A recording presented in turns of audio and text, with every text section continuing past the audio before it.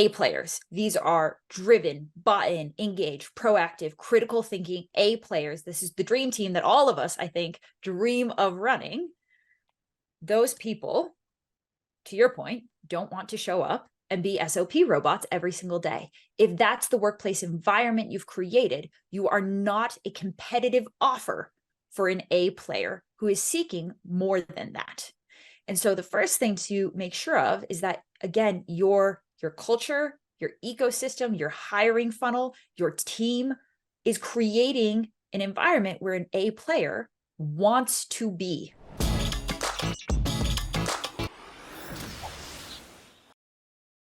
Welcome everyone to another podcast session, our good old video podcasting here at High Level called High Level Spotlights. And I want to welcome a special guest today, Jhana Li. And I know about her from so many different top players in the industry as kind of the behind the scenes gal that runs a lot of operations, former COO of a seven-figure agency, by the way, while van lifting her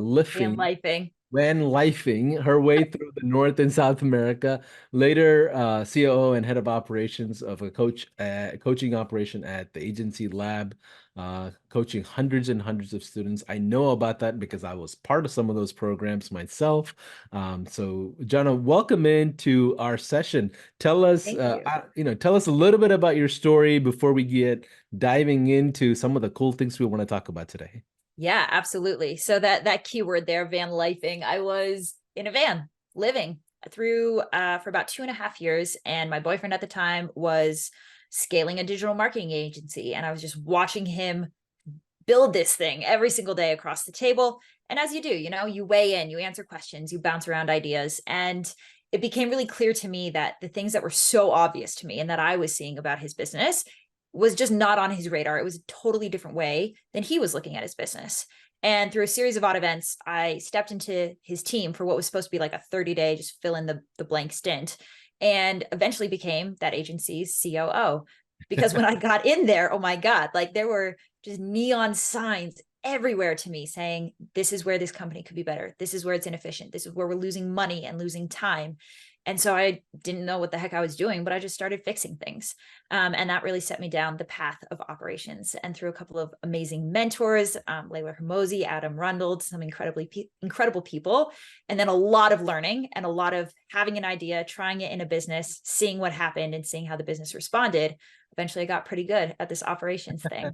And the coaching opportunity was huge because I got behind the scenes access to hundreds of agencies and hundreds of digital startups. And I really got to see what makes it work. This whole scalability thing, like what actually goes into that and what are the common pitfalls that stall entrepreneurs out on their path towards 7 and 8 figures. And so that's what we now do. We help entrepreneurs scale their businesses while also scaling themselves out of the day-to-day weeds. And we do that through world-class operations consulting and coaching. Absolutely. And I love that. And here's what I know as formal visionary of an agency. I've built 3 agencies in the past and, went through a lot of the pains of what it takes to scale. And if you're watching this podcast, I promise you, even if you're not an agency owner, you're going to get a lot of golden nuggets 100%. out of this because the landscape of business is very similar. And in the agency world, we talk about the visionary versus the integrator or the operator. And in my mind, I always felt the need to have the right integrator or that person behind the scenes, almost like the supply chain management in some sense, to make sure the SOPs are being done right, systems are being built, the right teams are built. And there's a lot of like misnomers and terrible, perceptions about SOPs. So I know, Jhana, you and I talked about, okay, what are we going to talk about when it comes to this podcast? And we kind of came up with a great sense of conversation that we kind of want to unpack, which is the hidden truths of SOPs that are handcuffing massive businesses, especially a world-class agency.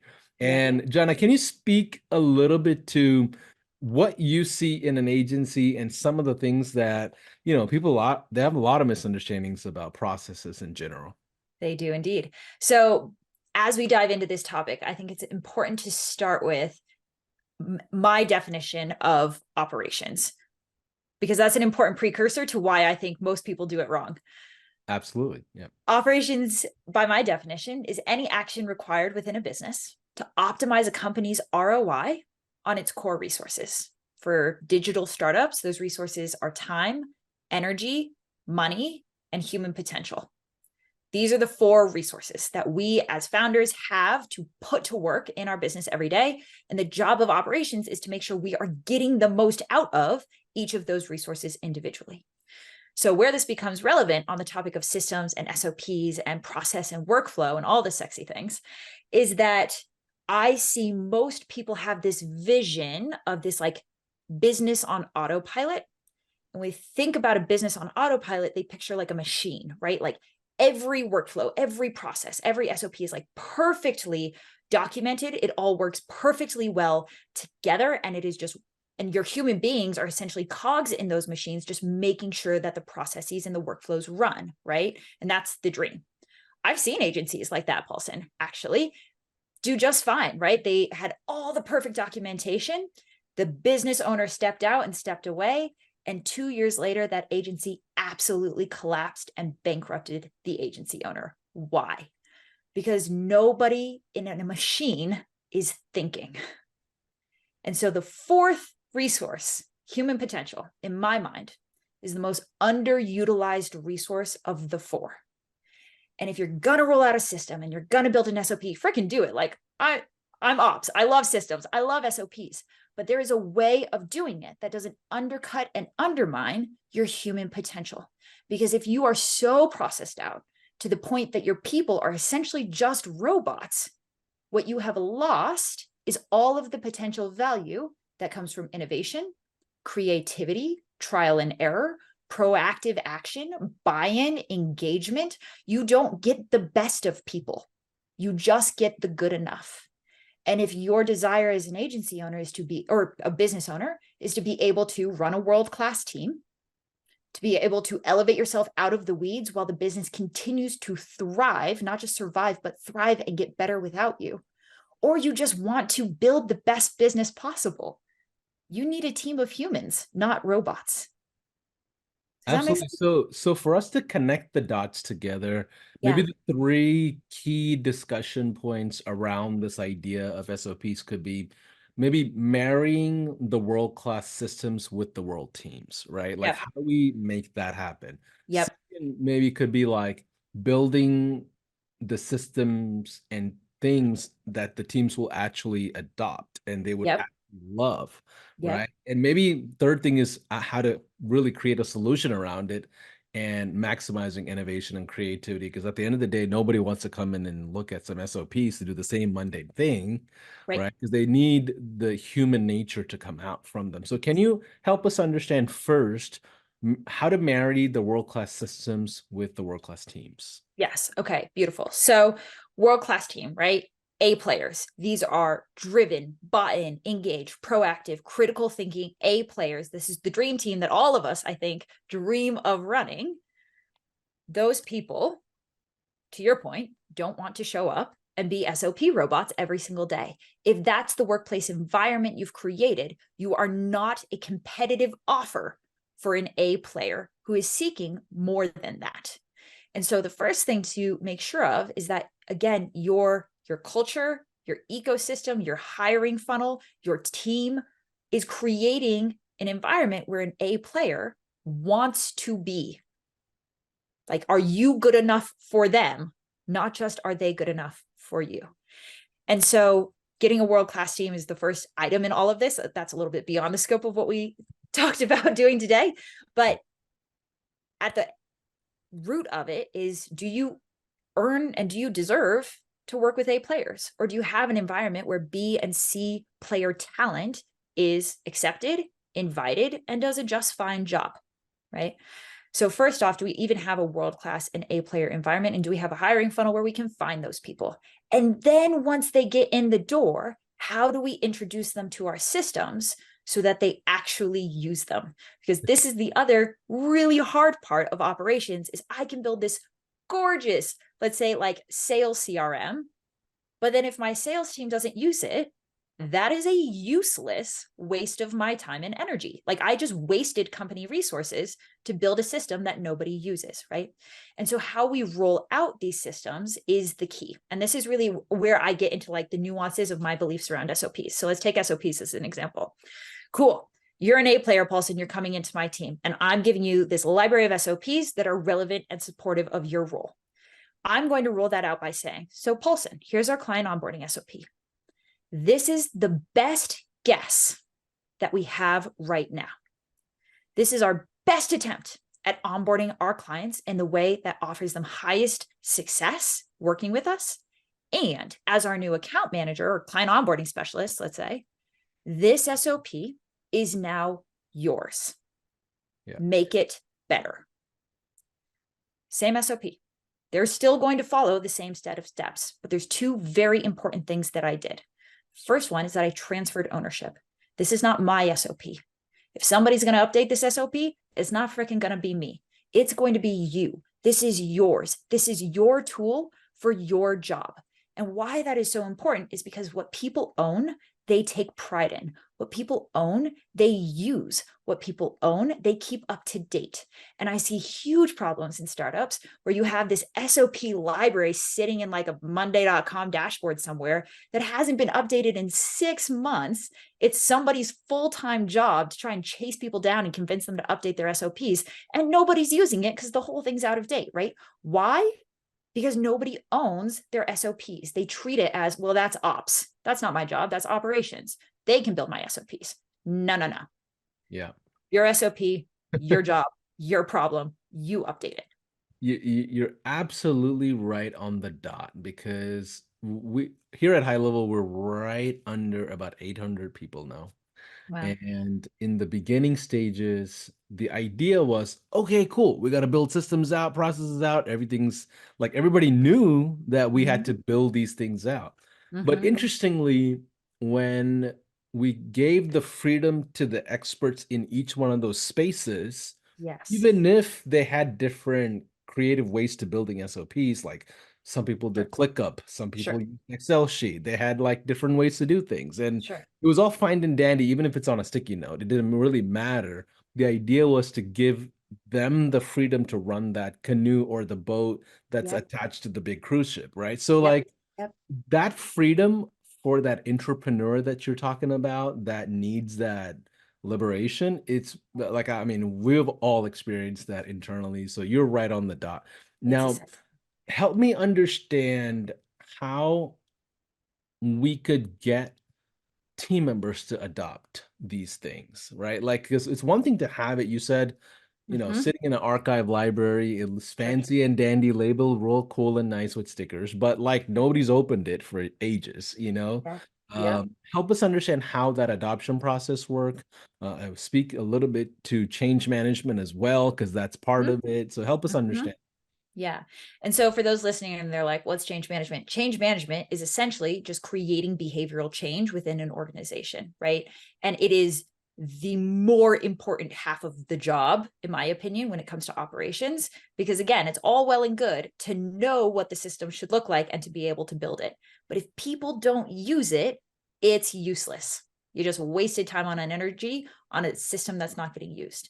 And so the rollout is everything. And again, right, it all comes down to these really subtle positionings and framings around how do you get your team to want to use your system more than you want them to use your system?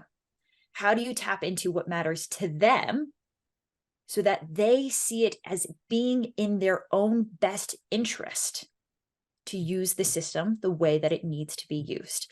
And so what I often see people do when trying to do systems rollout is they will create external motivators, as in, I will fire you if you don't use this system, or I will dock your pay, or I will give you a bonus, or I will check on you every single day in Slack and yell at you until you use the system.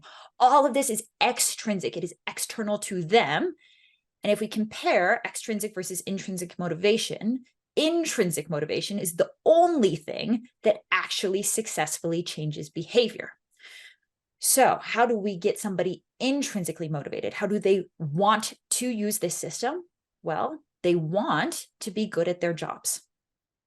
They want to grow. and excel in their role and in the business. They want to be a part of the team and feel like a team player and feel like they're contributing to their team. And so if I'm rolling out a system, I'm doing it through the lens of, here is how this tool will help you become better at your role. Here's how it's going to make you more efficient. Here's how it's going to take all those stupid follow-up stuff that you hate doing and just take it off your plate so that you no longer have to. The system will handle it. Here is how you can be your best by utilizing this system, right? Yeah. And really the cool thing about this is you can create a lot of accountability with these team Huge. members when Yes. you're giving them the freedom of how these Yes. systems are built out. And Yes. that's just like, I don't know, it's like a side effect of the culture because they're Mhm. like, it's not about the number of items on the SOPs, but it's about the goals that the SOPs achieve. And, obviously people talk about KPIs and Yeah. OKRs and Yeah. all Yeah. those things. But in reality, it comes back to the intrinsic motivation of that Yeah. person, Yeah. right? Help It's like us. it's a handy side effect that also happens to be like the most important thing when you scale your team, right? Because what happens when your team gets big enough that all of a sudden you can't keep an eye on everyone, right? You don't actually know whether people are doing the right things. You don't actually know whether they're following the SOPs. You don't actually know if they're working 8 hours a day or if they have a side hustle. You don't know these things in a remote environment. And so faced with that challenge, you can like do the bad and do like a screenshot monitor and just totally tank all of your human potential in the entire world. Or you can have already built into the cultural fabric these core values of ownership, responsibility, accountability. And again, what people own, they take pride in, they maintain. And so if you're creating that transfer of ownership from the very beginning, and then secondarily, like going back to even that SOP rollout, letting them know that it is always improving, right? Again, this SOP is our best guess of how this should be done. In that, I'm implying that it can and should get better. That's all an A player wants. An A player wants to grow. They want to innovate. They want to try things. And you are giving them permission. In fact, you're giving them the responsibility to always be pushing forward in their role. And so you still get all the benefits of systems and SOPs, but you do it in a way that unlocks creativity, innovation, proactivity, and buy-in.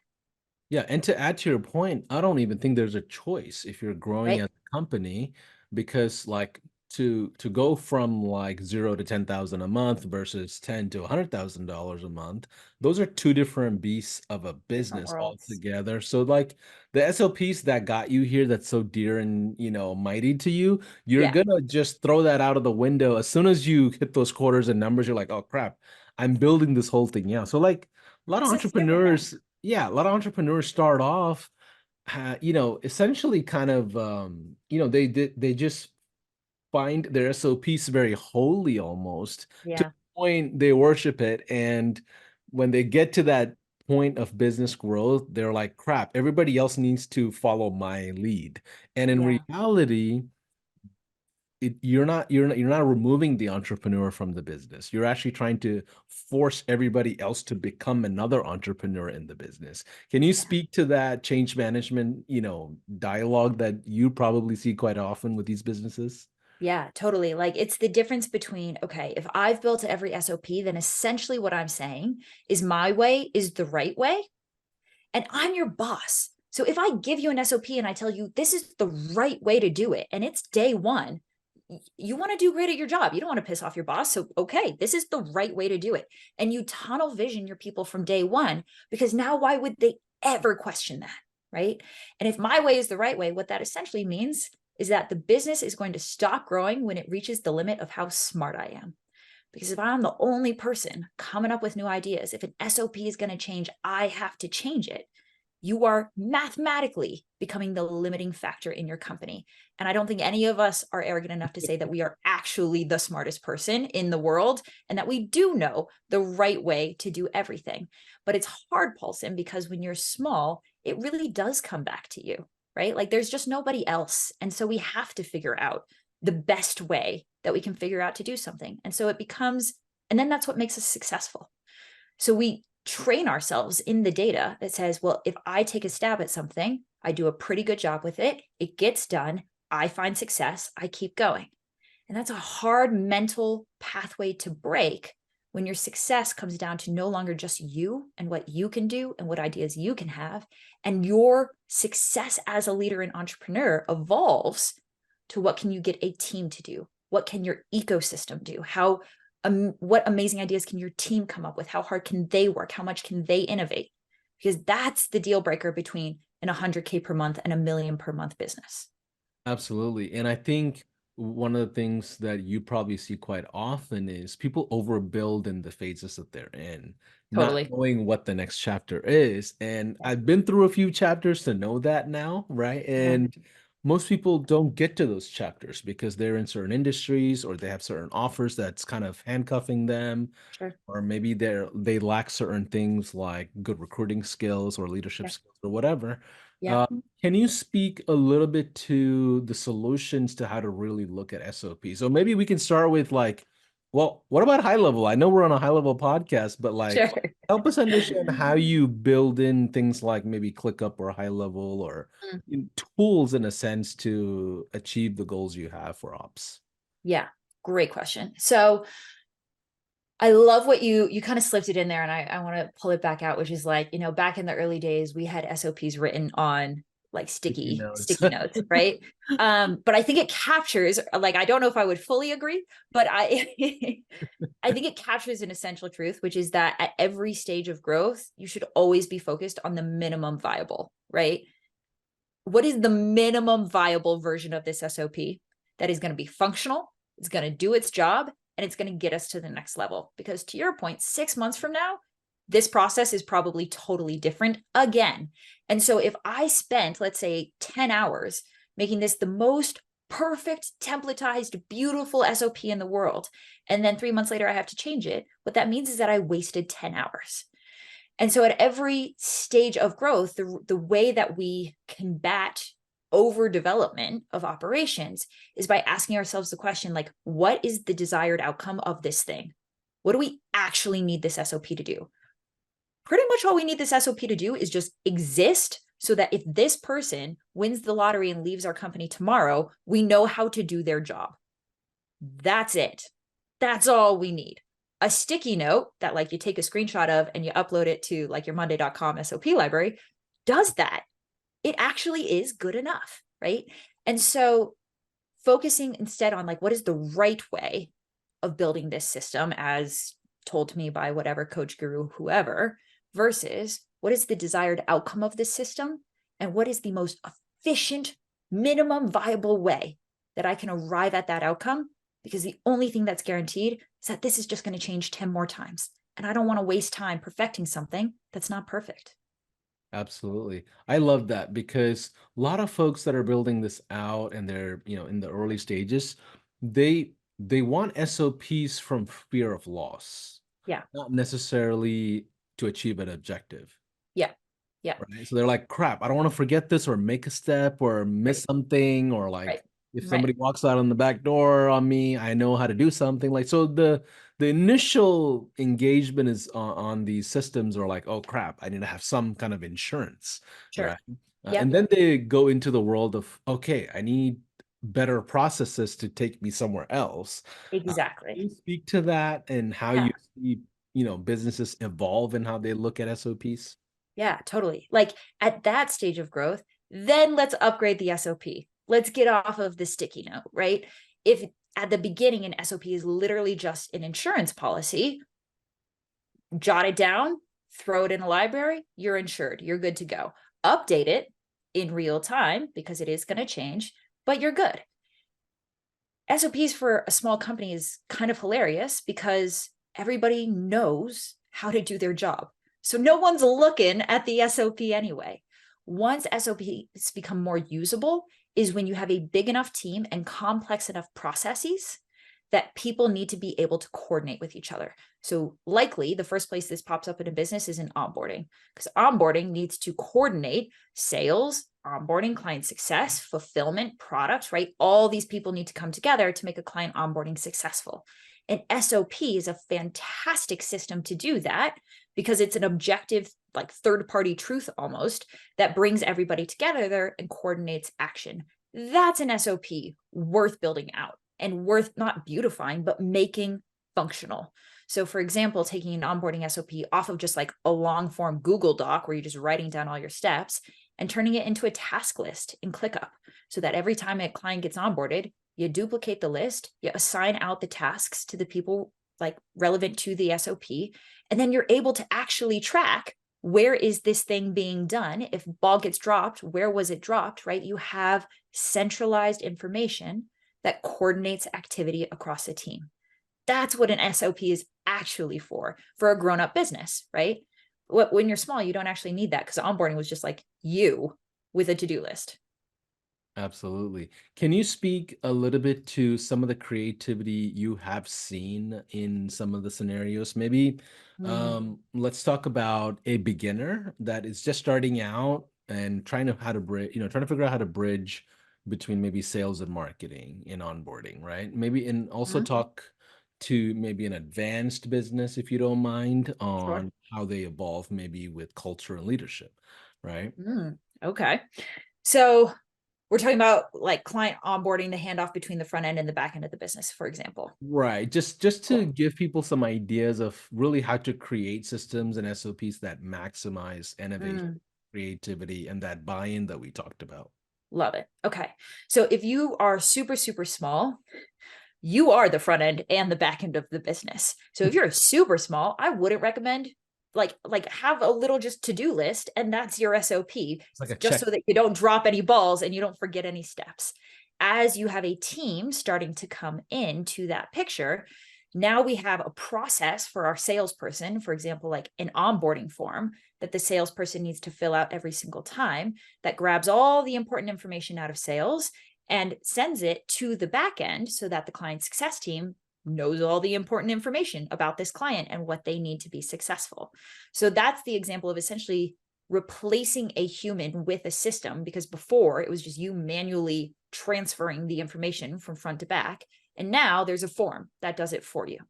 Cool. The form is centralized, organized. We know that we get the right information from every client every time. And client success has what they need so that they aren't bugging sales every day for the next week, trying to get clear on like, what is this client's payment plan? And what the heck did you promise this person? Right. Yep. So that's like mid-stage organization is now you have systems that are shuttling information around the company and keeping people coordinated and in alignment with each other. Where that gets to be creatively, let's use an example of like, how could somebody innovate on that system? Let's say your account manager notices that their clients get really excited when they notice it's the client's birthday and send them a gift. So now they have the salesperson or the client fill out their birthday on the onboarding form, and they create a system on the back end to automatically fire off an Amazon gift card 5 days in advance of their birthday. That's an account manager saying, how do I get better in my job of client success and client relationships? Well, I've got this amazing idea. Ops manager, can you figure out how to get me this info for every client that I work with? Ops manager turns it into a part of the onboarding form and the system improves. The client experience improves. But it's not because anything in the system needed to be optimized. It's because an individual on the team had an idea for how to make something better.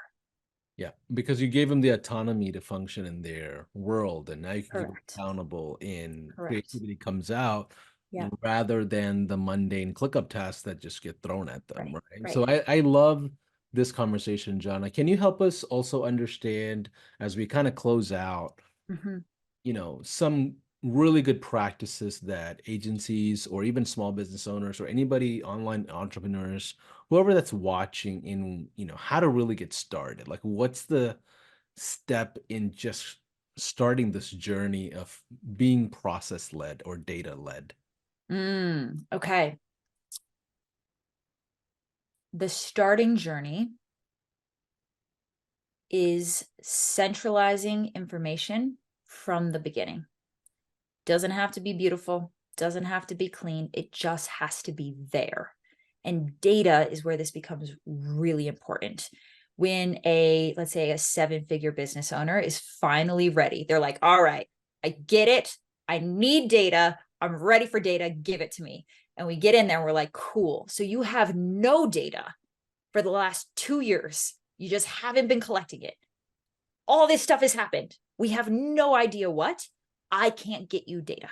It would be a mess. It would be 12 months of me manually going back through with a fine-tooth comb, trying to track down what the heck happened just to figure out what happened. Stuff is going to happen anyway. All I'm saying is write it down. Like, that's it, right? Cool. How much did this person actually pay us? How long did they actually stay with us? What products did they actually use? When did they leave, right? Just making note of these things gives you a historical record so that when it comes time, because you don't need data when you're small, you are the data when you're small. Like, nobody needs to tell you what your client churn is. You know that 5 clients left last week because you had to offboard them, right? So when it actually gets to the extent that you have a team now running this and you need visibility and you need data, you actually have, even if it's a freaking mess, something to give your operations team and your data experts to say, hey, it's not beautiful, but can you clean this up? Yeah, we can clean it up. That's easy, but I can't go back through and find something that doesn't exist. And so my big invite to people is, even if you don't follow, again, so much of this is about just the minimum viable. You don't have to follow the perfect data system. You don't have to have beautiful spreadsheets. You just have to have a place where that information is going so that down the road when you need it, somebody else can go back through, clean it up for you, and present it into a way that it is viable and actionable and powerful for you. I love that. And help us also understand in what capacity do you use something like high level or ClickUp, like from the tool standpoint, like help us kind of understand what is reasonable to use versus not. Because like maybe high level is not the best tool for SOPs, and I totally get that. I Sure. like ClickUp myself. Just Me too. even at high level, we use ClickUp, but Mm-hmm. help us understand how some of these systems kind of function from a tech standpoint. Yep. So you essentially need 3 core categories of system as a digital business. You need your CRM, right? That's high level. That is what organizes your marketing and sales activity. Maybe it organizes some client communication activity, but your CRM is designed for like high communication volume in any areas of the business that need that. The second category is your project management system. I call this your single source of truth. This is ClickUp, Asana, Monday.com, Notion. People ask me all the time, is there a right system to use? No, they all work. Just pick one. Pick the one that works best for you. And how you use it is what's important. The single source of truth is the 80-20 of what your day-to-day execution and fulfillment team needs to do their job. It centralizes client information. It manages tasks and projects. It's meeting agendas, all the stuff that just needs to be managed and organized and centralized for your team to do their job all goes into a single source of truth. And then the third one is communication. So this is Slack, Teams, like Zoom would be thrown in there on top of that. But how are people talking, right? Because what I often see is that people are not really using their Asana, but their Slack is blowing up with tasks all day, every day. No. Task management goes in your project management system, your single source of truth. Real time execution, coordination, and clarification is what belongs in Slack. But most Slack channels that I see are like 40% busier and more chaotic than they need to be if you just had a working single source of truth. I love everything you've shared today. And really just to kind of summarize, the meat of the conversation is really we talked about the hidden truths around SOPs in general that is really handcuffing world-class businesses. The 3 pillars that we shared is 1, marrying the class of systems with the right teams. Second is getting your teams to actually adopt what you're building. Third is creating systems and SOPs that can actually maximize innovation from the people that you have there so they can create accountability and you can build the business. I mean, the good book, I think it's called Good to Great, talks about having the right people in the right seats in the bus. Eventually they will help you find direction. You don't have to be the only driver of the business as an entrepreneur. Help us kind of close out this conversation. Any final thoughts that you may have around misunderstandings around processes and SOPs? I think if I was to kind of distill, because we covered a lot of ground, if I was to distill our conversation down to a couple of core points, it would be build the minimum viable system for the outcome that you need at the stage of growth that you're in, and not more than that. Build your systems and then transfer ownership for those systems to the subject matter experts on your team, and through the lens of this can and should always get better. And then third, combine all of that with a world-class environment that invites and excites A players, so that if you get, to your point, the right people in the right seats with systems that work but can always be better and that are always doing the just good enough job, then you get the best talent moving as fast as possible with maximum innovation and creativity. I love that, Jhana. Help us understand where we can find you and learn more about you, and maybe even work with you. Give us the plug of how we find you. Yeah. So the best way to learn about us and what it is we do is on our website. That's spyglassops.com. And if this was helpful and you want more free ops value and ops coaching, I would direct you towards our Facebook group, where I do weekly live masterclasses on all things operations. Awesome. Well, Jhana, thanks for jumping in. I know I reached out several times and we had a few weeks of planning around this and getting this Yeah. going. I'm so glad we did. If any of you are watching this video podcast and you don't even have a high level account, jump into a 30-day trial.